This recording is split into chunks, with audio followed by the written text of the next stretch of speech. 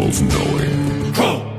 All right, man. Welcome to the introduction for episode 192. This will be the last show of the year, so I'd like to wish you all a happy, healthy, and higher-minded year ahead.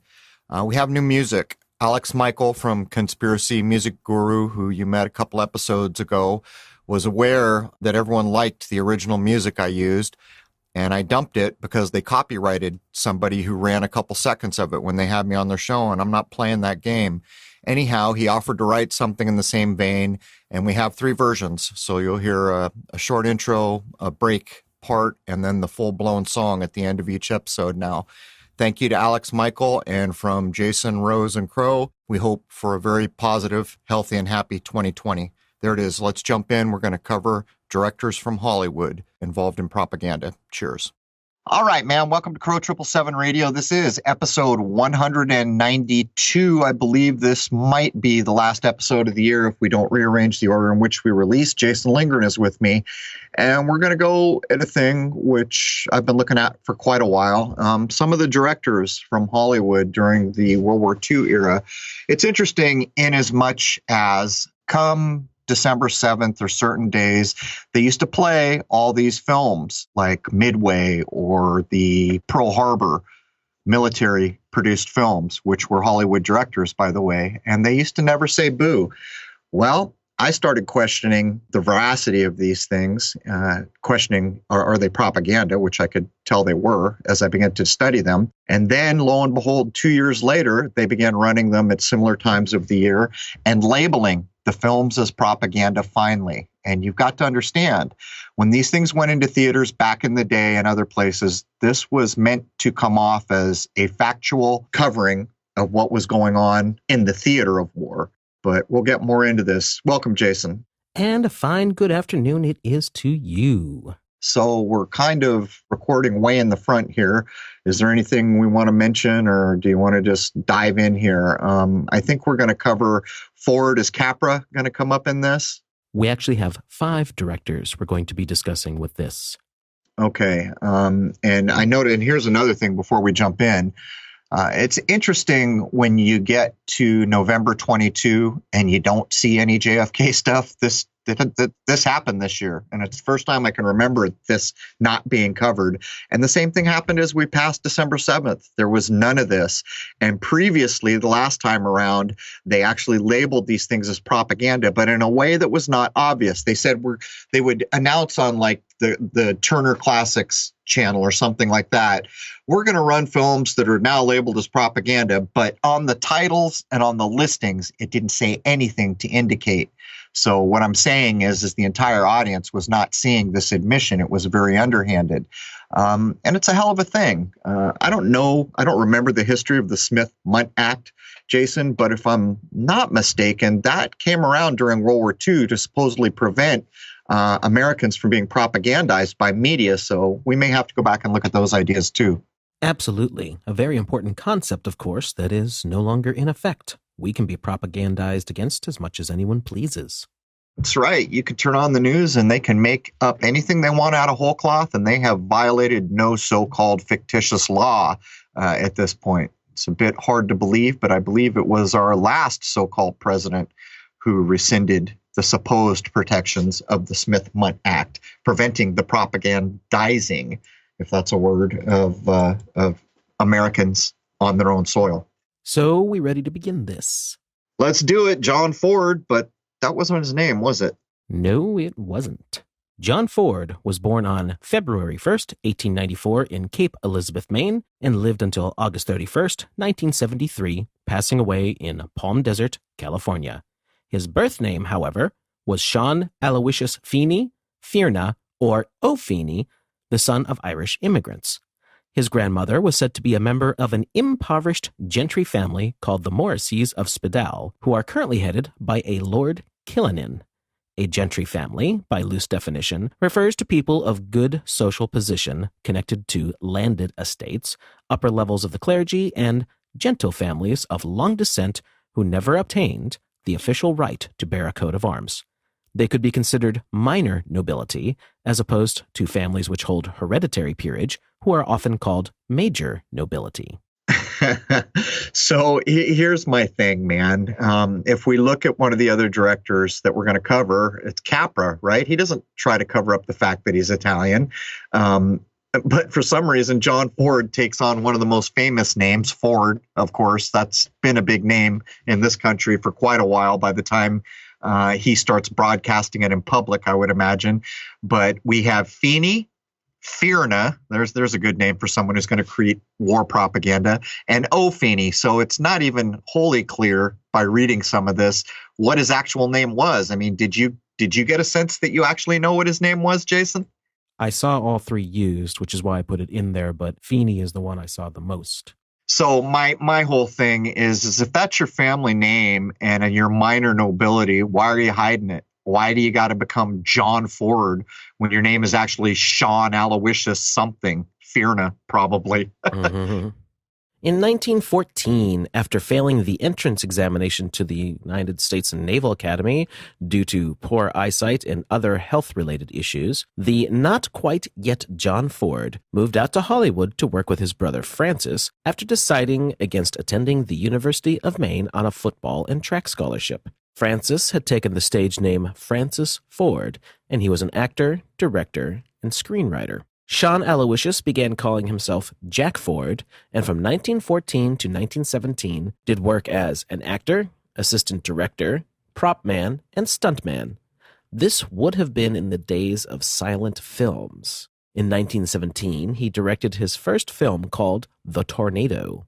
It was a two-reel film, and it was for Universal Pictures. In 1920, he switched from working with Universal to Fox, which doubled his earnings. In 1923, he switched his stage name to John Ford, and in 1924, he had his first hit film, which was a Western called The Iron Horse. With this film, he put his reputation on the line for efficiency and no nonsense, with the production going considerably over budget, as well as apparently having a lot of scheduling issues. Despite pressure coming down from the studio, he finished it, and it became a huge success, both financially and critically.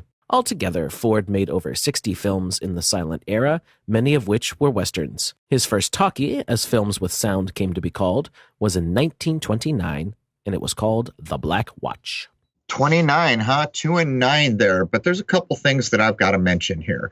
People may be thinking, why the heck are we covering these old directors? Well, here's why. Ford basically invents everyone's idea of what the West, the Wild West in America was. And it's not true. None of it's true. It's a mythological, romanticized, violentized version of a history that most of us know nothing of. This is the importance of film. And he's known for this. But what's more is let's go back. We were just told that he couldn't get into the Naval Academy because of poor eyesight and other health-related issues. Then in the very same bio, they tell us that he decided not to be a football and track scholarship guy. Those two things don't go together. If you can't get into the Navy because of health and eyesight, how the heck can you do a football and track scholarship at the University of Maine? So you can see what goes on here. A critical eye catches all these things. But the main point here is, I'll ask a simple question. Does anyone listening feel like they have an accurate idea of the history of the period of time that we call the Wild West in the United States? And that's even telling, because I don't even know what to call it. I'm calling it a fake thing, the Wild West. Well, this is the man which is credited with not only creating John Wayne from scratch, but inventing our whole concept of what the founding of the Western United States was about. I mean, what would you add there, Jason?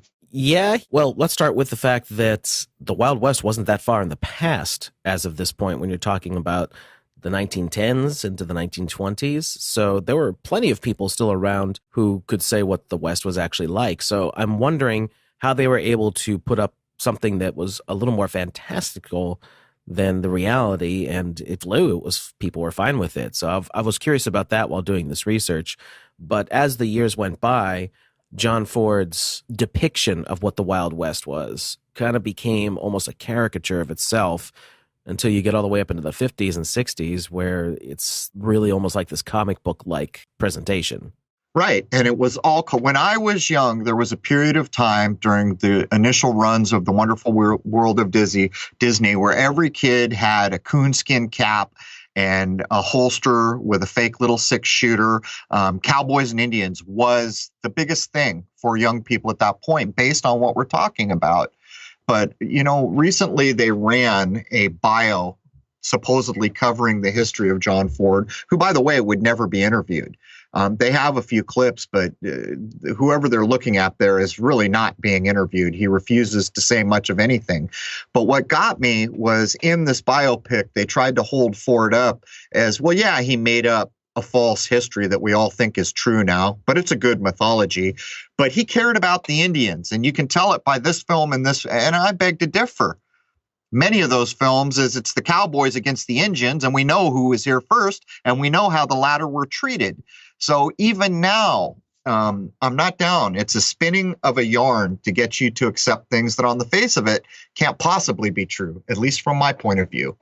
Ford proved able to satisfy the expectations of producers and audiences alike while adding his small, unique touches to his films, whether it be gritty or sentimental, that gave them an extra human dimension that was often lacking in the what is considered generic programming of the day. This element of his filmmaking capabilities would be put to interesting use once the Second World War broke out. All right. I don't know if I'm jumping the gun because the first time I looked at these notes, Jason, was a little while ago. But this is the point. When you look at some of the Ford films, they're sweeping. Like they'd go to Monument Valley and there's these beautiful American West, landscapes. But he also had a tendency to put the camera up close on the characters, making them more personable, or I don't even, you know what I'm getting at. But this is the thing. As we get into the war, and I'm probably going to jump the gun a little bit with what I'm going to say, but we'll cover it again. I watched Midway and Pearl Harbor, those two they were called documentaries at the time. I don't know if they still are. And they're not.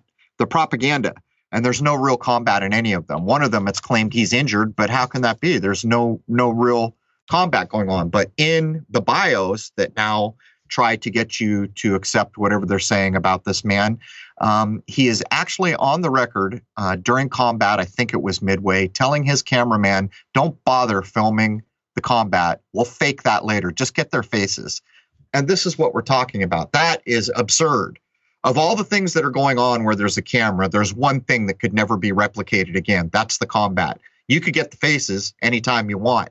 But this is the illusion. And so I'll ask a simple question. If this man was credited with inventing a false history of what we now call the Wild West, then what do you suppose is going on when the Second World War breaks out and he's put into his own unit? But I know Jason has quite a bit to add about this. Yes. And as far as Midway, we actually have quite a bit to break down with that, which we'll be getting to shortly. But in 1927, John Ford had traveled to Germany. He was shooting background footage for his film, Four Sons. While there, he met the expressionist director F.W. Murnau. Ford's directorial techniques are normally called naturalism, but he would use the expressionistic style in his film The Informer from 1935. Are you familiar with any of this? I'm not. I think I've probably seen most of the films over my lifetime, but not The Informer. Are you familiar with it at all? Not that film in particular, but the style changes are something that he would make use of later.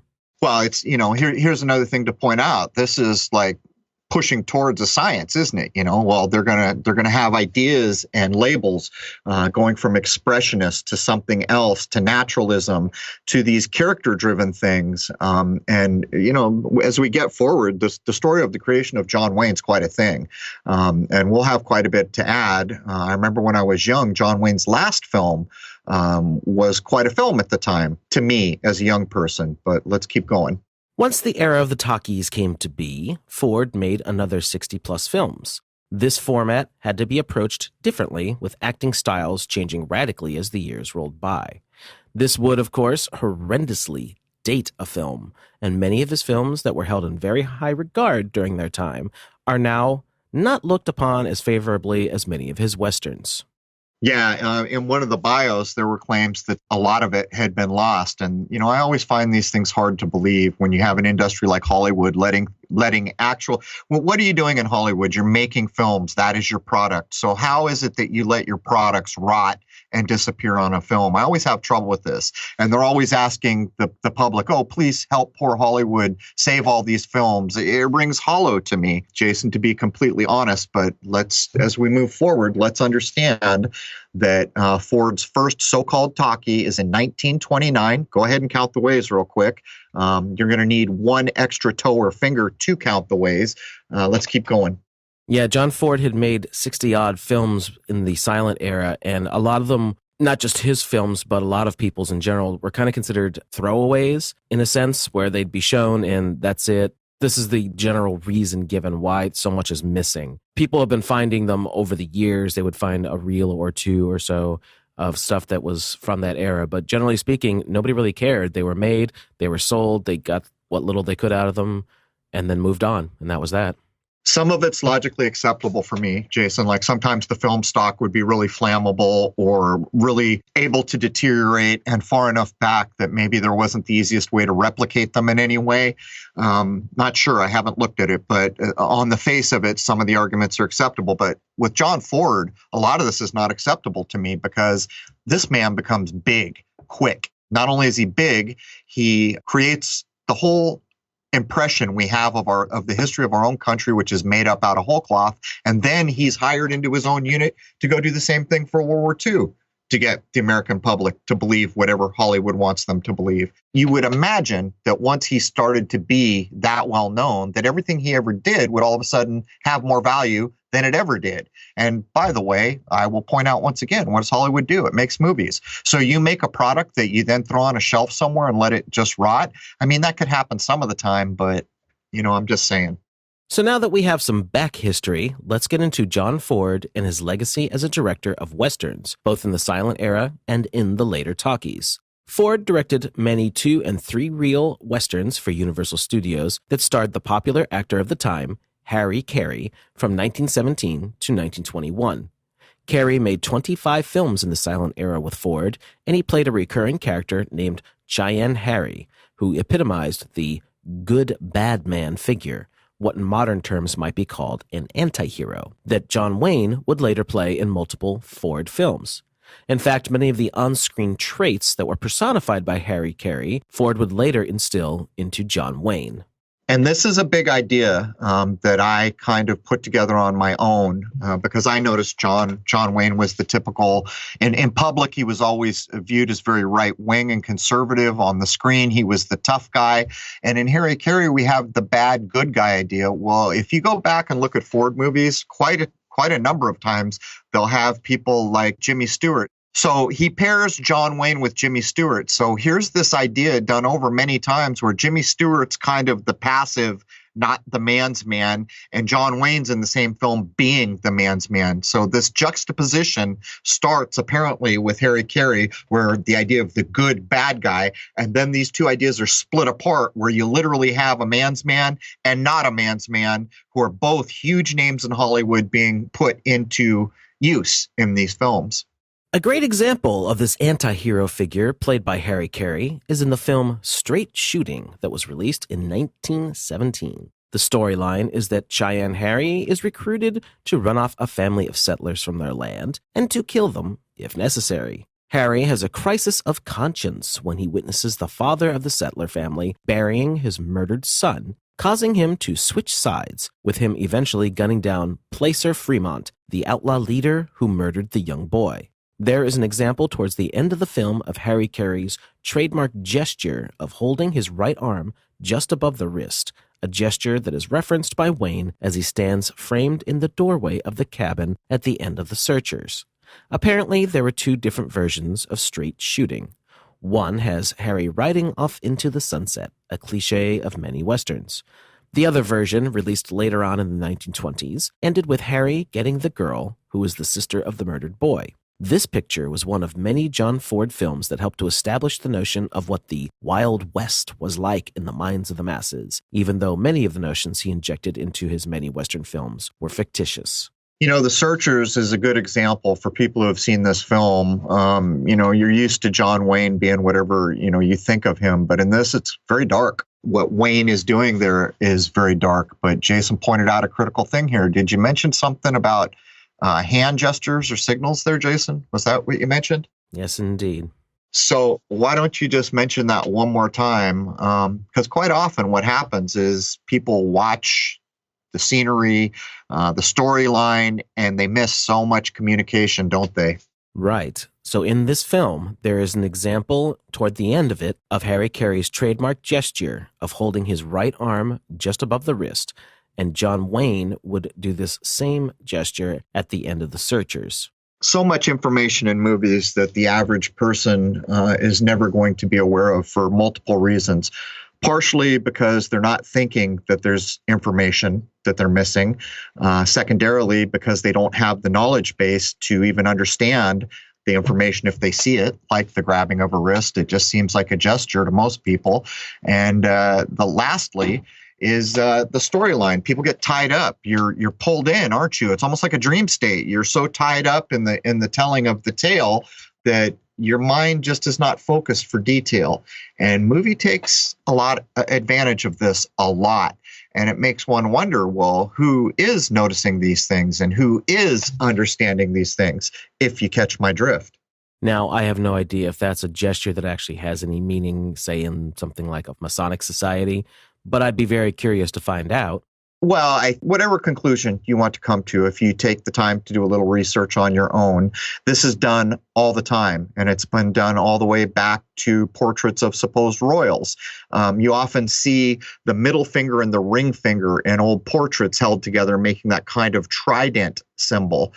Go back and look at old portraits of upper crust families, and you'll see this over and over. And how was it that this wasn't noticed all the time? It's pretty obvious thing. And this is just another version of that. But, I've been looking at movies and noticing the details for long enough to understand that this is a good example to show people things that typically get missed by someone who's tied up in the drama. Ford's first major success as a director, as we previously mentioned, was the historical drama The Iron Horse from 1924. It is called an epic account of the building of the first transcontinental railroad. It was a large, long, and difficult production filmed on location in the Sierra Nevada. The logistics of the production were enormous, almost like a major film that would be produced today. 2 entire towns had been constructed, along with 5,000 extras, 100 cooks, 2,000 rail layers, a cavalry regiment, 800 Indians, 1,300 buffaloes, 2,000 horses, 10,000 cattle, and 50,000 properties, including the original stagecoach used by Horace Greeley, Wild Bill Hickok's Derringer pistol, and replicas of the Jupiter and 119 locomotives that met at Promontory Point when the 2 ends of the line were joined on May 10, 1869. Ford's brother Eddie was one of the crew members, and it is reported that they were constantly fighting with each other. There was also only a short synopsis written when the filming had begun, and Ford wrote and shot the film on a day-to-day basis. Production fell behind schedule, delayed by constant bad weather and intense cold, and Fox executives were repeatedly demanding results. Ford, being the way he was, would either tear up the telegrams or hold them up and have stunt gunman Edward Pardner Jones shoot holes through the sender's name.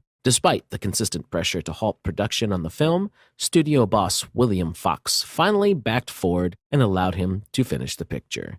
This gamble paid off quite handsomely, as The Iron Horse became one of the top-grossing films of the decade, taking over $2 million worldwide against a budget of $280,000. In today's numbers, that would be approximately a $30 million take on a $4.3 million budget. So you can tell by the end of this that it's just the weaving of a yarn, oh, well, we want results and what's going on here, and we're threatening to shut this down. Nonsense. We were just informed that 2 entire towns were constructed, 5,000 extras, 100 cooks, 2,000 railway layers, cavalry regiment, goes on and on, 1,300. But this is not getting shut down. This is a serious endeavor, and you can tell just by the numbers of it. But what's more is we begin to get a glimpse into the dream factory, don't we? When you were told that one of the original stagecoaches used by Horace Greeley and Wild Bill Hickok's Derringer pistol and replicas of, get this, Jupiter and 119 locomotives that met at Promontory Point. Let me try to put this in perspective in a way that will fly in the modern era of you can't say that, by pointing out that when the railway systems came in to the American West, it changed everything. What we think of the American West is being shaped by the very movies that we're talking about here, and it's all a false narrative.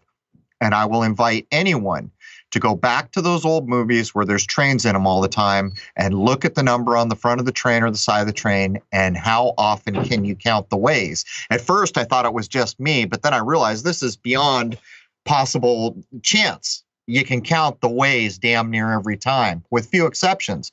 And here we are talking about the Jupiter, hint, hint, hint, and the 119 locomotives, hint, hint, hint.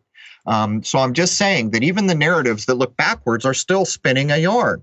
There was no intention of walking away from this. They built towns. They had thousands of extras, hundreds or thousands of buffaloes, horses, 50,000 properties. Come on. So what? If you don't show me results, we're going to walk away from this? Not likely. And it tells you also something about John Ford. For someone to be trusted with this much, let's just call it capital, you have to be a pretty important guy, I would say. I mean, what do you think, Jason? Well, how could they have not known Right. what was going to be involved right from the get-go? I mean, it's not like he could order these things once they were already on location. I mean, there had to have been some sort of understanding of what was going to entail. You know, it's kind of like shooting a Star Wars movie. You have to scout out the locations. You have to have everything ahead of time to be ready because you're doing exotic locations and all that kind of stuff. I mean, it would have been the same thing back then, obviously not to the massive extent that people do things today, but still, these things would have had to have been accounted for the money to be allocated in the first place. Now, sure, he could go over budget and things like that. Those kinds of things happen on films all the time. But the initial huge chunk that would have been necessary had to have been accounted for right up front. That's right. There's no getting away from it. And that also tells you another thing, that the intended take on the back end is significant to have put that much money into it in the first place. In other words, you don't tell someone to go build 2 towns, railroad tracks, and make an army and do all these things, not understanding that the expected return on the backside is many times what you put into it. So I'm with you all day long, Jason. This is a false narrative. This is a business endeavor, and it's going to be treated like a business endeavor. And just because it's the Dream Factory, why would we think any differently about it? I would think with something of this scale, it would have taken months to do the pre-production to have it ready to start shooting. Well, here's another thing. So they want us to accept here that he didn't even have a script. He's waking up every morning and deciding what he's going to film. Is that a reasonable thing to accept? There's two possibilities here. This man is so respected and such a genius that we can trust whatever he wakes up with in his head, or the truth that there had to have been an outline and a vision to put this much into it. Which one of those two things is more likely? Well, they had an outline, I think. I took it from the things I read about this film. They just didn't have a pounded out page-for-page script like is pretty much expected nowadays. Now, I'm sure in this day and age, if someone like a Steven Spielberg wanted to do something like this, even though I doubt very much he would, I think they could get away with it, but not when there's this much money involved. So it's an interesting thing to think about. Well, I'm just saying. So the claim here is the budget in today's money would be $30 million. This was always a business. This was always what it was about. If they didn't make the money, they couldn't keep doing what they were doing. And so I think logically, I would just assume that in any given decision-making process here, it's going to be treated like any other business. You're going to have a plan for a product, and walk it through like you would expect. I just have a hard time buying that they're going to give someone this much money, do this number of things, and just say, yeah, go ahead as you make it up as you wake up every morning. And by the way, we haven't even gotten into the fact where apparently this man was demonized by alcoholism to a point that's quite jarring, actually. Yes, he was quite known as a partying guy, but not generally on the job, but I do mention that in the notes. John Ford had been a successful director for over a decade when he had met a young man named Marion Morrison. At the time, Marion was a young USC student working a summer job on the Fox lot as an assistant property man. Ford saw something in Morrison and gave the kid a few walk-ons in his films, the first being Mother Machree in 1928. Marion was an uncredited extra. Within 2 years, Marion Morrison had changed his name to something quite familiar to most people, John Wayne. John Ford was quite pleased with the young John Wayne's work, and he recommended him to Raoul Walsh, another director on the lot. Walsh was about to start one of the biggest films Fox had produced up to that point, The Big Trail, and the director gave John Wayne the lead. The film unfortunately flopped, and John Wayne's career was quickly relegated to grade C westerns on what was considered Poverty Row. This was a situation many felt John Ford could have stepped in to remedy, but over the next decade, all the struggling young actor heard was that Pappy, which was John Ford's nickname, was keeping an eye out for a script that would best suit the Duke, with the Duke being Ford's affectionate nickname for John Wayne. As Wayne's career stalled, Ford's career continued to soar. He was now one of the biggest directors in Hollywood, but the two men stayed friends with a clear understanding of who was the boss. Oh, God, there's so much here. Where do we even start? So here we have, again, the typical thing that always goes on where the stage name idea is going to come on. It's a little weird for a director back in this day to take on a stage name, I would suggest. But Morrison, I don't know, maybe he's the great-granddaddy of Jim, who knows.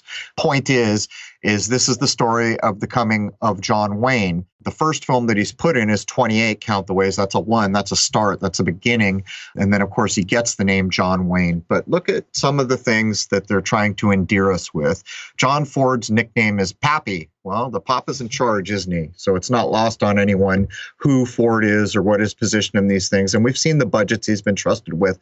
But how in the hell is John Wayne, as a C-lot Poverty Row actor, being called the Duke? Is there something more? Is he really a Duke? What's going on here?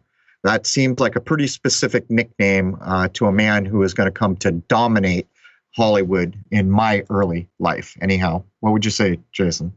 Well, John Wayne is definitely a much more masculine name than Marion Morrison, that's for damn sure. Right, no doubt. Yeah, and that's something that really struck me. I knew John Wayne was a stage name, but I didn't know that his real name was Marion Morrison. So that was the one thing that really jumped out at me. I was like, wow, I could see why he would change that.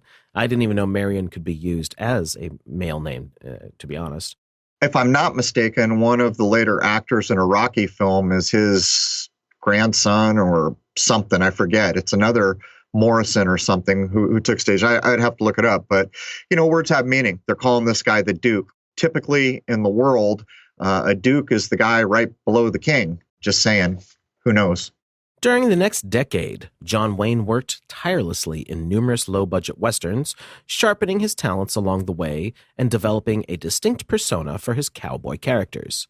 Finally, John Ford gave John Wayne his big break by casting him in the lead for the 1939 Western Stagecoach. John Wayne played the role of Ringo Kid, and he imbued the character with the essential traits that would inform nearly all of his subsequent screen roles.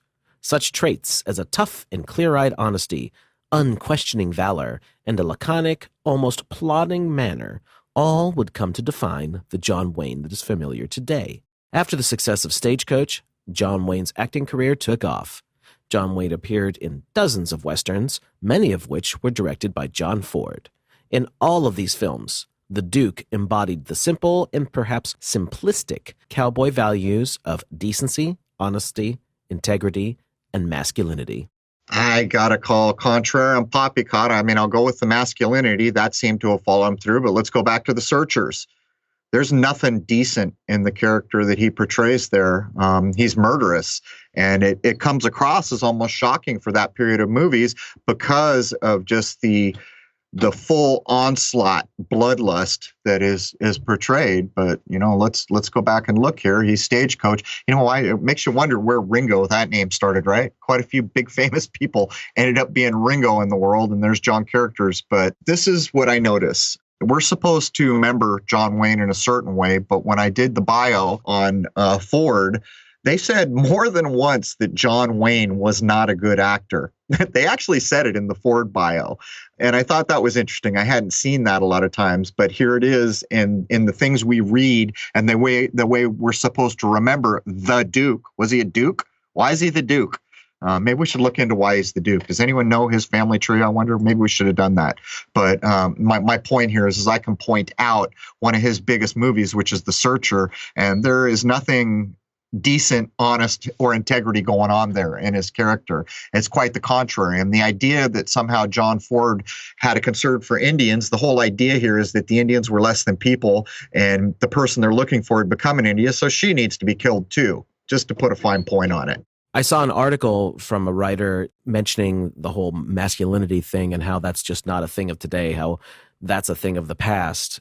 John Wayne being the very stereotypical masculine figure, and how that just isn't something that's acceptable today. So I thought that was quite interesting. And it's an apt observation, isn't it? So back in the era that we're looking at here, men are going to be men, and you're not a man if you're not masculine. Now we've come to the age of gender confusion, right? And this is portrayed in so many ways. And of course, the whole political nonsense, whether you're red or blue, is going to play in to your perception. And this is what I'm talking about. This is how the groups are used to try to shape and mold what we think is correct. And it's unfortunate because each human being can decide what they think is correct on their own without this nonsense. But I'm with you all day long. Men were supposed to be men in this era. I lived it. I remember it. These movies were big when I was young. And now we have the polar opposite where we're not even sure what gender is anymore. And gender confusion is going to be the big topic that gets pushed of the day. It's just programming one way or the other. That's why it doesn't bother me. And that's why I don't make a distinction, because I recognize it. Does it really matter whether you're being programmed this way or that way? Isn't it more important to understand that you're being programmed? John Ford developed a distinctive style with his filmmaking, as well as a reputation as a brilliant storyteller. One of his favorite places to film was in the Monument Valley region of Arizona and Utah. He spent so much time in the region that his colleagues began to call the area Ford Country. Ford's use of the territory in his films defined the image of the American West in popular culture. He is also known for using his storylines to address social issues. Ford won his first Academy Award for his Best Director in 1935 for his film The Informer. He went on to win 3 more Best Director Academy Awards for his films The Grapes of Wrath from 1940, How Green Was My Valley from 1941, and The Quiet Man later on in 1952.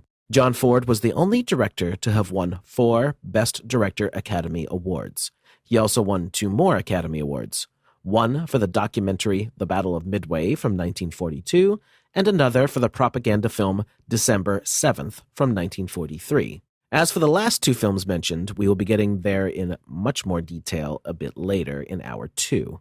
All right, well covered here, Jason. There's some things we need to say. First of all, I don't know if anyone's been to Arizona, Utah, these areas in the vicinity of Monument Valley. It's beautiful, but it has little or nothing to do with the true history of how the West was settled in the United States of America. These places are desolate. In many cases, there's not a lot of water around. It's a stage drop for the stories they're going to tell, and I just want to be perfectly clear about this. But you see, Monument Valley, which plays not that large a role in the founding of the West, is the image that most Americans have in their mind about how the West was founded. And it's just not true. And this is the power of film. This is the Dream Factory at work. But let's look at the awards. What is an Academy Award? Well, isn't that the insiders awarding themselves?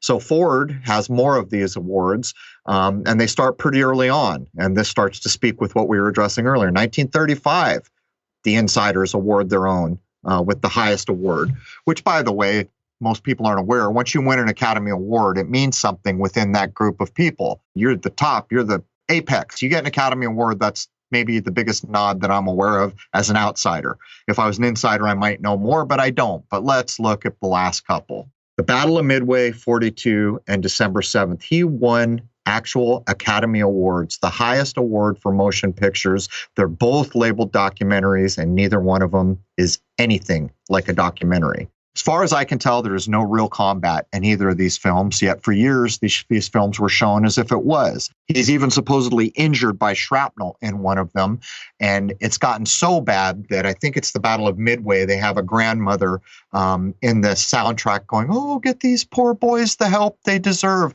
Some of that's been lifted, by the later showings, and I would urge everyone to go. The first time that I covered December 7th, I was pointing out that no bombs are dropping from the Japanese Zeros. They're all planted in the tarmac. And this fits with what we know he said, right, Jason? Don't bother filming the combat, get their faces. We'll fake the combat later, which is the most telling thing that could ever be put on the record.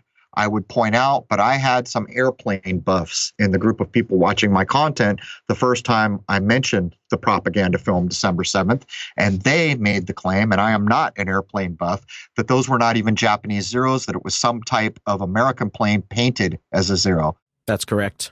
That's how blatant this is. So let me put a framework around, and let me point out the difference between programming people back then and doing it now.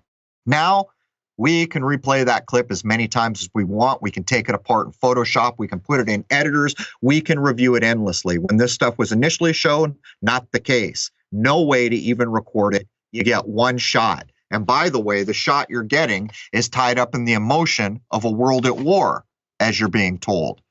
Everything against you to be able to critically look at what you're being shown. And it has the patina of, I'm an authority on what's going on here, and we're all proud Americans. Okay. Now, when you go back and look at these now, and now they're finally starting to back off and admit it was propaganda, but it doesn't matter. It's already been established what was going on here. These two films won Academy Awards and were labeled as documentary. And I'm here to tell you it's all Hollywood specials. Why? Why do you need to do that? Pearl Harbor happened, and it is what we're told it is. Why do you need to fake it? I'm just saying, Jason, Battle of Midway, that's a big dang deal. I was in the Marine Corps. Battle of Midway is a big deal for anyone who's served in the military. But I'm just asking the question, why do you need to fake it, Jason? Well, for Hour 1 listeners only, we're going to break this down much more in Hour 2. Right. There is only historically stated to be 4 minutes of real film from the actual bombing of Pearl Harbor. So they had to fake it if they wanted to have any kind of exciting combat of the destruction and all that on camera. Okay. That's, I'm guessing, the words that are put with this stuff now. But how do we explain away that both of these films won the highest award, an Academy Award, labeled as documentaries, when it's clear now they were using miniatures and all this stuff? My initial assessment some years ago when I did is that there's zero combat in any of it. If there's claimed 4 minutes, then to be fair, I will need to go back and look specifically at those 4 minutes. But I did a pretty thorough job last time, and I served in the United States Marine Corps. I know what bombs and bullets look like. So I'm just saying, I think it's dubious at best, but this is the kind of thing that's gone on. It's propaganda, and now it's getting labeled as propaganda. But you see, little too late. This was not called propaganda when it was aired to people, and it did what it did, and there's no reversing that. And that is the problem with propaganda. Does it make it okay to propagandize people and then years and generations later say, oh, well, yeah, okay, it was propaganda? Well, no. Those people have already had the adverse effects of living in a false reality. I'm just pointing out. Stepping back again in time to fill in some more back history, on July 10th, 1934, John Ford applied for a commission in the Naval Reserve 20 years after he had been unable to qualify at Annapolis. However, physical factors meant that the odds were against him once more. It is written about how sad an irony it was that one of the golden age of cinema's most celebrated visionaries had always suffered from terrible eyesight. On top of that issue, he was also plagued with chronic inflammation of the kidneys as well as dental issues. All of these conditions yielded a disqualifying Navy medical report. Biographer Joseph McBride wrote that Ford's desire to serve his country, to prove that he truly belonged to its inner circles, was so important to him that he managed to prevail over the medical examiners. Strings were pulled, and his disqualification was waived. John Ford had a lot more going for him in 1934 than he certainly had in 1914. Influential letters of recommendation poured into the office of the Secretary of the Navy. Captain Herbert Jones, Naval Reserve Director for the San Diego-based 11th Naval District, wrote glowingly of Ford's general Navy mindedness, while Rear Admiral Frank Schofield pointed out his experience in the handling of men, interest in the Navy, and being related by marriage to the Navy. By October of 1934, John Ford had landed a commission and was made a lieutenant commander. The John Ford of 1934 had connections, fame, pull, and, not insignificantly for the United States Navy, a yacht. Okay, man, I'm looking for a flower called Poppy and a chicken called Cock here. Come on, man. We know how a typical person goes into the military, and you know how a typical person is treated. That's not the case here, is it? It's just not. And by the way, he's going into the 11th Naval District, I might point out. Clearly, there were going to be some things changed to get this man where he needed to be. And by the way, not only is he let in, he's a lieutenant commander when he goes in. It's pretty clear what's going on here. And by the way, all of the films that are going to get made can't get made without the cooperation of the Navy. So is this story the one we should accept, or is something else going on? Is there an intent here, I would ask? What would you add? He has a yacht, so clearly he's a naval man. Well, the implication here is that even in 1934, the United States government had things in mind about what was to come several years in the future. That's what I got right off the bat. I think you're right, but I mean, we're going to start to see what we could suspect are actual special units put together that didn't previously exist, right? Yes, within a few years, that is exactly what happens.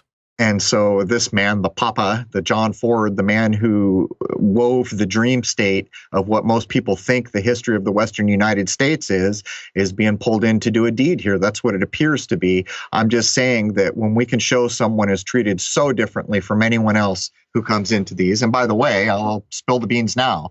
Does anyone understand that Jimmy Stewart was a general during wartime? Just saying. The same summer that John Ford had applied for his Naval Reserve Commission, he met what is said to have been one of the greatest and lasting loves of his life. And this great love was the 106-foot Massachusetts-built ketch called Faith. After purchasing the yacht for what was considered an insanely good price of $16,500, John Ford renamed her the Arroner in honor of the Aran Islands, ancestral home of his mother's family. He painted her green and white, and the luxuriously appointed craft became the director's home away from home. She also became his satellite office. Ford would immerse himself in research literature for upcoming projects while abroad, which put him far from the frenzied Hollywood crowd. With creative colleagues on board, scripts would be hammered out, actors paired with parts, and deals sealed. However, the Arroner became more famous as a floating frat party. When he was shooting a picture, John Ford was sober, tyrannical, and often obsessed. When he was between projects, however, Ford liked to clear his mind by ingesting copious amounts of alcohol. Stars from his unofficial stock company, such as John Wayne, Ward Bond, Henry Fonda, and such, along with various assistant directors, screenwriters, agents, and other hard-drinking Hollywood types, would set sail with Ford to play poker, go sport fishing, and get over-the-top intoxicated. They are said to have stormed ashore at Mexican port towns such as Mazatlan, doing lots of bar hopping. Ford hired a mariachi band to follow them everywhere. The log of the Arroner records that John Ford, John Wayne, Ward Bond, and Henry Fonda got themselves arrested twice on New Year's Eve of 1934 in Mazatlan. The second time they were bailed out, town officials invited them to leave. However, all of the south-of-the-border debauchery provided cover for a more purposeful aspect of Ford's yacht excursions. From 1935 to 1939, he filed intelligence reports for the United States Navy, secretly photographing shipping lane activity from on board the Arroner and snooping along the U.S.-Mexican border coastal area to scope out possible Japanese efforts to establish a presence in Baja California. Some researchers have contended that John Ford had been recruited even earlier by naval intelligence and had carried out recon missions in Asia, but this is less substantiated by the available military records. Ford received a letter of commendation in 1940 from the 11th Naval District Commandant for initiative in securing valuable information on California. All right. A ray of truth attempts to shine through. Now we're beginning to see, but here's the tell, Jason. So this rich Hollywood director guy gets a yacht that he names after his mother's home island or some story that we're told. But they didn't want to let him into the Navy because he's just not fit. He's already been turned down once because he's just not healthy. But we changed our mind. So, okay, fine. He can be a lieutenant commander and we'll make this new unit so he can make propaganda. Well, actually, we're going to get him into the intelligence divisions and he's going to be a spy. But a simple lookup of the name of his boat, the Mariner, will tell you, even on Wikipedia of all places, it was the USS Mariner, and its number was the IX-57. What more do we need to say here? Are we being given a fair shake on what's going on, or is it the same old thing that's always gone on? The connections into Hollywood and the military are so blurred as to probably be non-existent. What do you think, Jason? Well, the first thing that I always thought was, I doubt very much he was put through any kind of boot camp, especially by the time we get to 1934 and him being a famous director. I think he was handed a commission, meaning he was given a rank, but it was literally just handed to him. Like, nope, this is your rank so that you can hold the position. And the rank probably had something to do with whatever it was he needed to be able to do to serve the military. Well, able to boss everyone around. So a high enough rank to outrank everyone around you, I would estimate. But even your private yacht becomes the USS something, and it might have been used by intelligence services to spy along the coast. And by the way, you got trouble in Mazatlan. Yeah, sure he did. It's all a backstory, and it's all a bit much. And by the way, Jason, as I was looking into Ford, there were all these accounts that he was drinking so heavily that he would black out. They were concerned about his health and that he was put in rehab more than once, but it's not clear what these dates were. But it is said that it may have happened during some of the films people know him for. Did you see anything about this? Yeah, he was very much renowned to be a massive drinker at times. And as a matter of fact, his stint during World War II was ended because of what he did right after the storming of the beach in Normandy. He just drank himself into oblivion for days and was so belligerent and out of his mind drunk that they were done with him and sent him back to the United States. I don't know. Is that how you drink away a guilty conscience? I guess we'll never know. But we do know that what he was engaged in is making propaganda. And we do know this whole story, much of which is just unacceptable. People know how the military works and how the average person going is. This is an entirely different story. And by the way, you're working for intelligence services on your private yacht, which now has the USS moniker put on it, and you want us to believe you got in trouble in Mazatlan? Sure you did. It's all a big yarn, and we can see what's going on here. And I won't back off these ideas because I don't think it's cool that you give films the highest awards that are propaganda and you cover up the fact until 2 generations later that that's what was going on. I don't think that's okay. I think that's wrong, and I think it's culpable. And I think people should be called to account.